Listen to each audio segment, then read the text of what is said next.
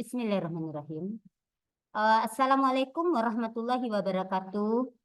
Selamat siang Bapak Ibu hebat sekalian. Perkenalkan nama saya Mariolinda, guru SDN 04 Kajai, Kota Pariaman, Sumatera Barat. Terima kasih telah meluangkan waktu untuk hadir dalam mengikuti sesi kali ini. Sesi ini kita akan membahas topik yang sangat menarik dan relevan, yaitu mempersiapkan pembelajaran inovatif berbasis AI menggunakan Gemini atau Gemini AI sebagai upaya pengimbasan terhadap materi pelatihan yang sedang saya ikuti. Adapun agenda kita hari ini adalah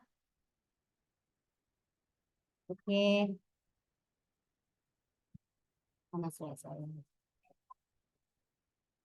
Nah, sebelum kita mulai, saya akan menyampaikan agenda kegiatan kita hari ini, yakni yang pertama mengenal AI, prinsip dan keterbatasannya. Dua, mengenal Gemini. Tiga, cara membuat prompt yang efektif. Empat, bukti karya dari pemanfaatan Gemini.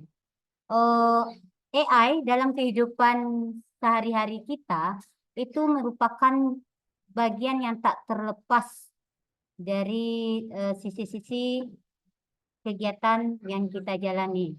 Teknologi kecerdasan buatan atau yang lebih dikenal dengan AI ini telah menjadi bagian dari kehidupan kita selama bertahun-tahun, meskipun seringkali tidak terlihat.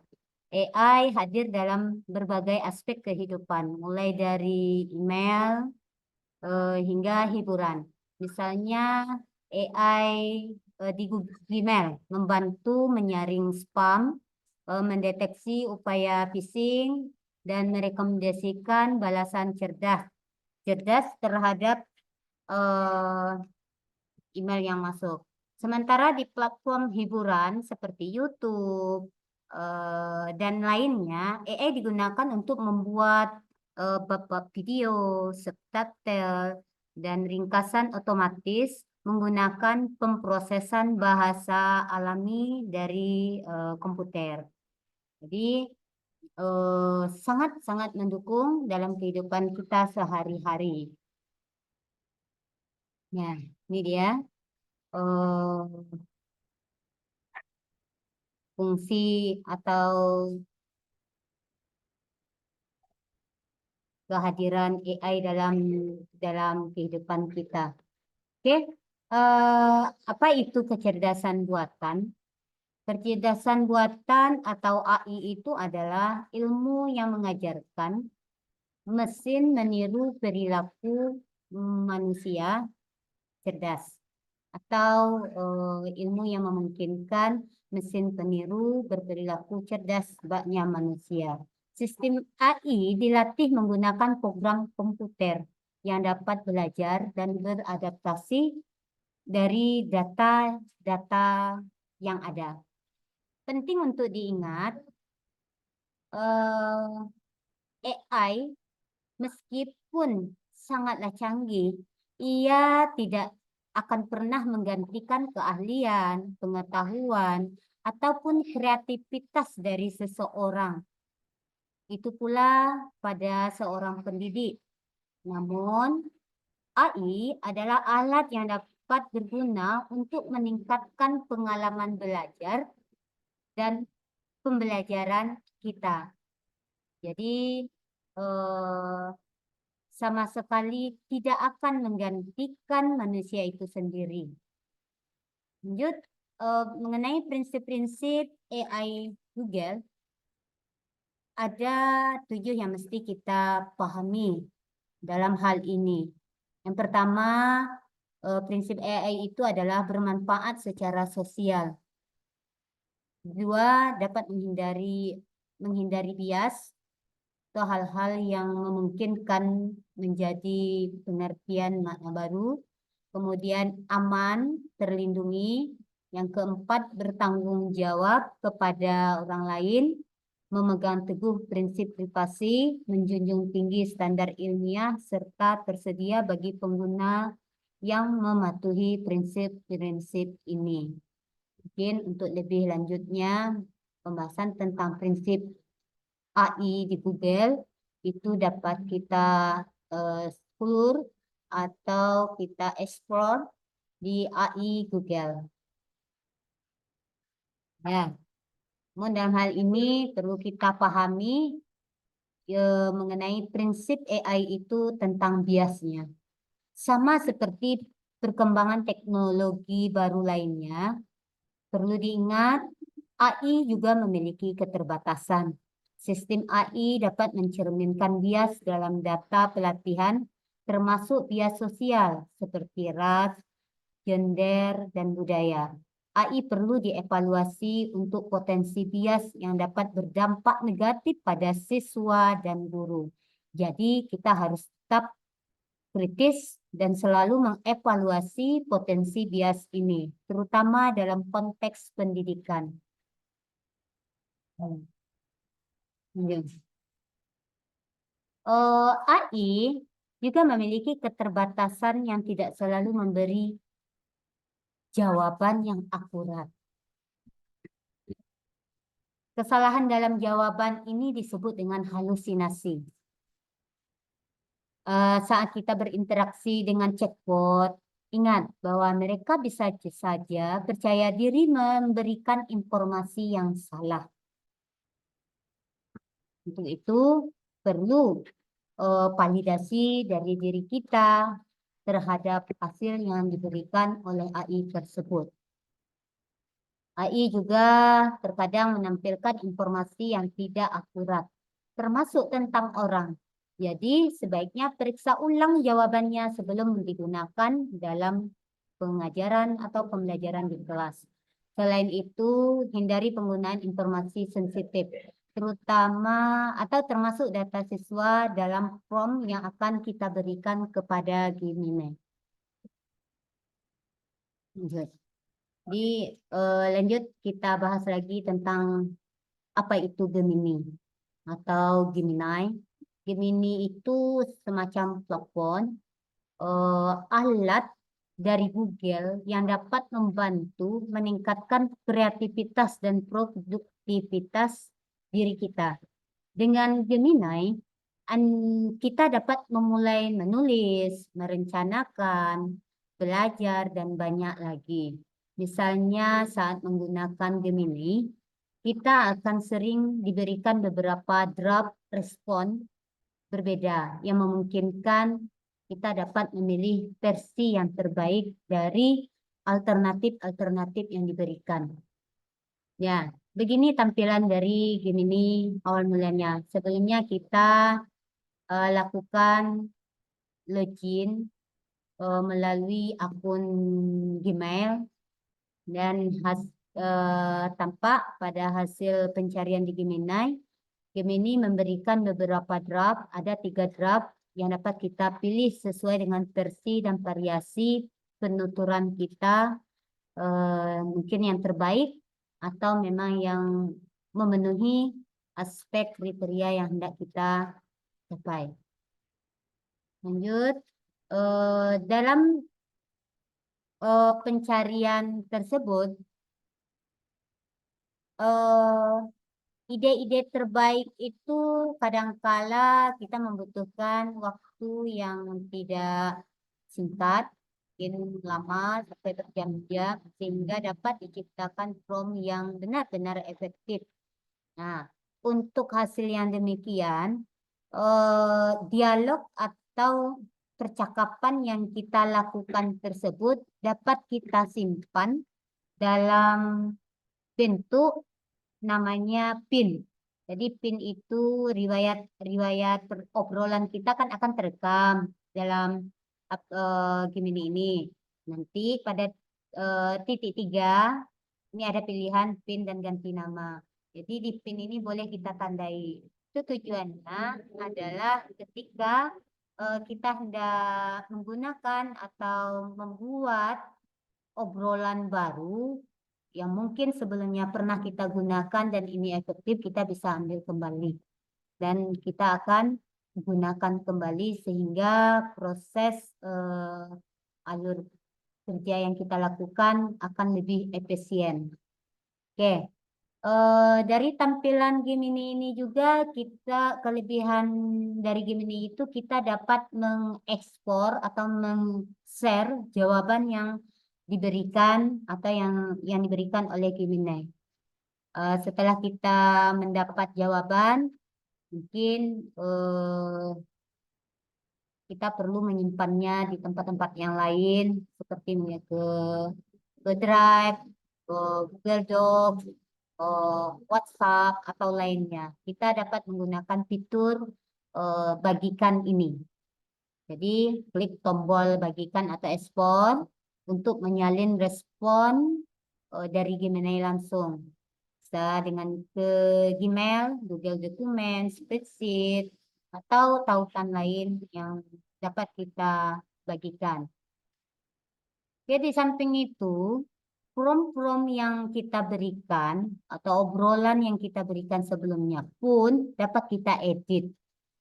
Ini dapat kita lakukan, ada seperti tanda pena, pensil. Di sana ketika kita klik kita akan dapat merubah kembali instruksi atau obrolan yang hendak kita berikan. Mungkin untuk penyempurna dari prompt yang sudah kita rilis sebelumnya. Nah, mengapa perlu adanya prompt yang efektif? Bahkan mengapa prompt efektif itu penting? Ya, untuk kita ketahui, dalam berinteraksi dengan AI seperti Gemini, prompt adalah instruksi yang kita tulis untuk mendapatkan hasil yang diinginkan. Prompt yang dipikirkan dengan matang dan penuh dengan kehati-hatian itu dapat menghasilkan output atau keluaran atau hasil yang lebih baik. Jadi sangat perlu kita memikirkan prompt atau perintah dalam menghasilkan instruksi yang lebih baik. Oke. Untuk menghasilkan prompt yang baik itu atau lebih dikenal dengan prompt yang efektif, ada semacam sintaks yang perlu kita penuhi karena menurut alur kerjanya Gemini itu, ini ada kalau saya beri akronim itu untuk mudah diingat ya. Komponen prompt yang efektif itu saya beri singkatan dengan petik. Apa itu petik? Petik itu pertama persona. Persona itu atau orang, peran. Jadi kita menentukan peran yang diinginkan oleh chatbot. Contohnya, Anda adalah seorang guru SD kelas 6 yang kreatif dan inovatif. Nah, jadi setelah kita memberikan peran terhadap chatbot tadi, berikan dia tugas yang jelas. Jadi tugas yang jelas itu dapat saya ganti dengan ekspektasi. Ekspektasi apa yang hendak kita harapkan dari instruksi yang kita berikan kepada Gemini. Jadi tugas, langkah, atau ekspektasi. Yang ketiga itu tata letak atau format.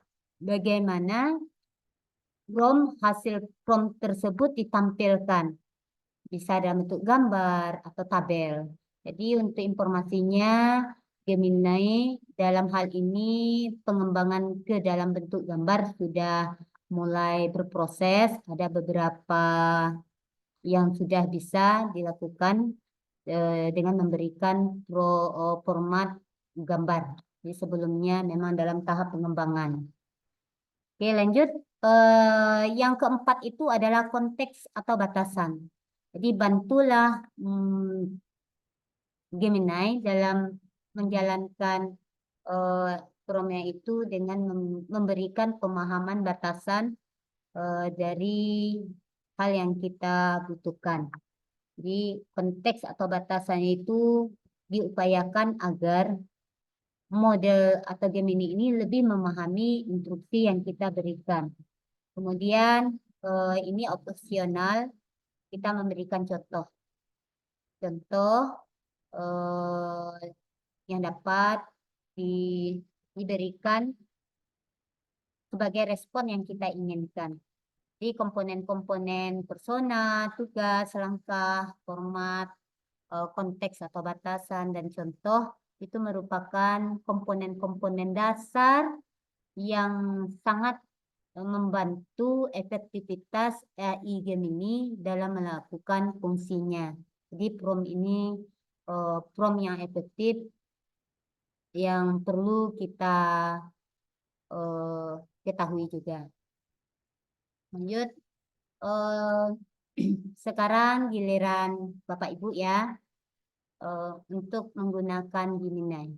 Di sini ada prompt dasar. Salah satunya ini ada personanya adalah Anda adalah seorang guru SMP. Jadi kita ketik ulang ini lagi atau kita sesuaikan dengan keadaan yang memang yang terjadi pada diri kita. Jadi pilih salah satu dari dua prompt sederhana yang di bawah ini nanti dan gunakan struktur yang jelas dan sesuai dengan yang telah kita pelajari untuk mengedit dan memperbaikinya. Jadi tugasnya adalah membuat beberapa pertanyaan refleksi yang bisa kita berikan di akhir pelajaran. Tuh contoh ya. Lanjut. Ya. Ini giliran Bapak Ibu ya dalam menggunakan Gemini. Ya. Intinya kita sebagai pendidik itu Gemini itu dapat kita gunakan membantu untuk menciptakan pembelajaran yang inovatif. Salah satu pembelajaran yang inovatif itu dimulai dari mendesain rencana pembelajaran, memberikan materi pembelajaran, merancang rubrik penilaian, serta membuat asesmen pembelajaran. Hal ini dapat dibantu oleh Gemini. Jadi dengan Gemini kita dapat merancang setiap pembelajaran agar lebih inovatif. Misalnya jika kita adalah seorang guru matematika yang menggunakan kurikulum Merdeka, ini dapat membantu kita dalam membuat modul ajar atau RPP yang kontekstual dengan lingkungan siswa. Nah, ini adalah berikut contoh-contoh dari prompt yang efektif dari Gemini. Ini dapat kita tiru dan sesuaikan. Ada prompt dalam mendesain rencana pembelajaran. Jadi coba kita sesuaikan dan sesuai dengan kebutuhan. Dan ada juga ini prompt yang dalam hal membuat draft materi pembelajaran. Nah, jadi uraian dari komponennya itu cukup jelas. Kita memberikan ada persona, tugas, format, konteks, dan contoh yang diharapkan. Lanjut, ini contoh dari prompt yang efektif dalam merancang rubrik penilaian. Ini dapat dicobakan juga. Kemudian selesai.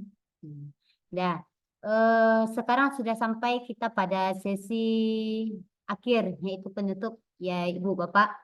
Maaf, mungkin ini penyampaian materi yang terlalu singkat.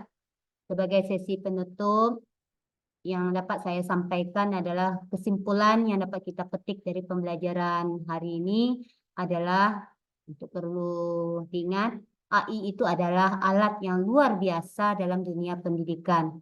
Namun penting bagi kita untuk memahami baik potensinya maupun keterbatasannya. Itu yang harus kita pahami. Dengan menggunakan alat seperti Gemini, kita dapat menciptakan pembelajaran yang lebih inovatif dan relevan bagi siswa. Terima kasih. atas perhatian Bapak Ibu sekalian. Jika ada pertanyaan atau diskusi, saya sangat terbuka untuk itu. Oh ya, dalam bentuk pemahaman Bapak Ibu terhadap materi yang saya sampaikan, Bapak Ibu dapat mengerjakan atau mengisi uji kompetensi melalui link yang ada di layar atau dengan mengklik tautan STTID garing uji kom GA 2024. Bagi Bapak Ibu yang telah menyelesaikan uji kompetensi ini, silakan untuk mengirimkan bukti sudah isi kompetensi dengan mengklik link presensi yang akan saya sematkan dalam video ini. Ya, eh, sekali lagi diucapkan terima kasih atas partisipasinya. Eh, ini ada pantun sedikit. Ke pasar beli ikan gurami, singgah sebentar beli roti. Sekian dari kami hari ini. Terima kasih atas segala partisipasi. Saya tutup dengan wassalamualaikum warahmatullahi wabarakatuh.